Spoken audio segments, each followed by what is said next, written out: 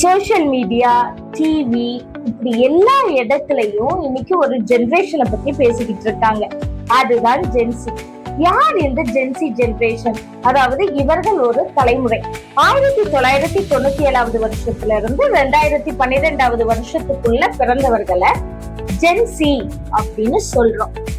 இவங்களோட கேரக்டரிஸ்டிக்ஸ் என்ன அப்படின்னு பாத்தீங்கன்னா, இவங்க டெக்னாலஜிக்கலி பயங்கர அட்வான்ஸ்டா இருப்பாங்க. இவங்களுக்கு தெரியாத விஷயமே கிடையாது. டெக்னாலஜிக்கல் வைஸ் சோஷியலி அவேரா இருப்பாங்க. தன்னைய சுத்தி என்ன நடக்குது, எனக்கு எது நல்லது எது தப்பு அப்படின்ற விஷயம் இவங்களுக்கு ரொம்ப நல்லாவே தெரியும். ரொம்ப கிரிட்டிக்கல் திங்கர்ஸ், நல்ல கிரியேட்டிவ் திங்கர்ஸ், நிறைய நியூ இனோவேஷன்ஸ், டெக்னாலஜிக்கலாவும் சரி கிரிட்டிக்கலாவும் சரி நல்ல ஒரு ப்ராப்ளம் சால்வர்ஸா இருப்பாங்க. ஆனா இவங்களும் நிறைய சேலஞ்சஸ ஃபேஸ் பண்றாங்க. இவங்களுடைய அட்டென்ஷன் ஸ்பேனு மொத்தமே 20 நிமிஷம் தான். 20 நிமிஷத்துக்கு மேல இவங்களால எந்த ஒரு விஷயத்தையுமே கான்சென்ட்ரேட் பண்ண முடியாது.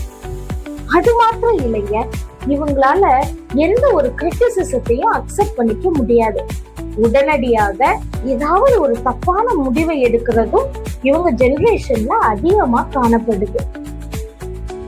இவங்களை எப்படி கையாள்றது அப்படின்னா, இவங்க கிட்ட ரெஸ்பெக்ட்ஃபுல்லா பேசணும். ஏன்னா அதை அவங்க ரொம்பவே எதிர்பார்ப்பாங்க. அத்தாரிட்டேட்டிவா இல்லாம ரெஸ்பெக்ட்ஃபுல்லா பேசணும். அடுத்ததாக பாத்தீங்கன்னா, ஒரு விஷயத்த அவங்களுக்கு எக்ஸ்பிளைன் பண்றதுக்கு முன்னாடி அதுல இருக்கிற நல்லது கெட்டது இது ரெண்டையும் எடுத்து சொல்லி அவங்களையவே சாய்ஸ் எடுக்க வைக்கணும்.